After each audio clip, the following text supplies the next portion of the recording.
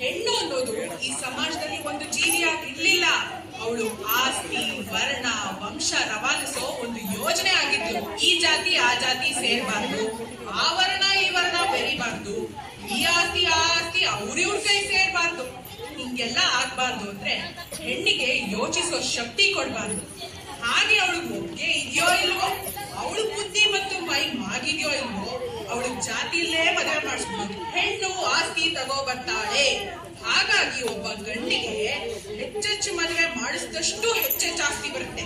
ಒಂದ್ ವೇಳೆ ಗಂಡ ಸಿಕ್ಕ್ರೆ ಅವಳು ಯಾವ ಗಂಡು ನೋಡದೆ ಇರ್ಲಿ, ಆಗ ಅವಳು ಬೇರೆ ಸಂಸಾರ ಮಾಡದೇ ಇರ್ಲಿ ಅಂತ ಅವಳು ಅದೇ ಬೋಳಿಸ್ತಿದ್ರು. ಅವಳು ಮನೆ ಬಿಟ್ಟು ಆಚೆನೆ ಬರಂಗಿರ್ಲಿಲ್ಲ. ಹೇ ನನ್ನಪ್ಪ ಸತ್ತಾರ ಗುಡುಗಿದನಯ್ಯ, ಗುಡುಗಿದನಯ್ಯ ಸಭೆಯಲ್ಲಿ ಇಂದಿನ ಹೆಸರಿಗರ ಬಲದಾನಯ್ಯ, ಹೊಡೆದಾನಯ್ಯ ನಾಡಲ್ಲಿ ಪ್ರತಿಯೊಂದು ಹೆಣ್ಣು ಮಗು ಬರಹ ಕಲಿಯಬೇಕು. ಪ್ರತಿ ಸರ್ಕಾರಗಳು ರಕ್ಷಣೆಯ ಕೊಡಬೇಕು. ಪ್ರತಿ ಕ್ಷೇತ್ರದಲ್ಲೂ ಹೆಣ್ಣಿಗೆ ಮೀಸಲು ಭೇದಭಾವ ಮಾಡೋದ ಜೈಲಿಗೆ ಹಾಕಬೇಕು.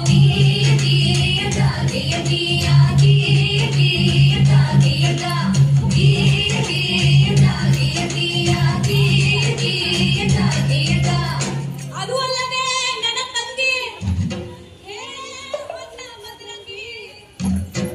ಪ್ರತಿಯೊಂದು ಕ್ಷೇತ್ರದಲ್ಲೂ ಹೆಣ್ಣಿಗೆ ರಕ್ಷಣೆ ಇರಬೇಕು.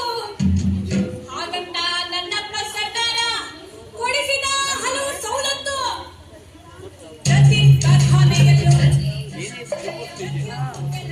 ಸಮನಾದ ವೇತನ, ಹೆರಿಗೆ ರಜೆಯನ್ನು ತಪ್ಪದೇ ನೀಡಬೇಕು. ಹೆಣ್ಣು ಶಿಶು ಹತ್ಯೆ ಇನ್ನು ಮುಂದೆ ನಿಷಿದ್ಧ. ಹೆಣ್ಣಿನ ಶೋಷಣೆಗೆ ಜೈಲೇಶಕ ಸಿದ್ಧ.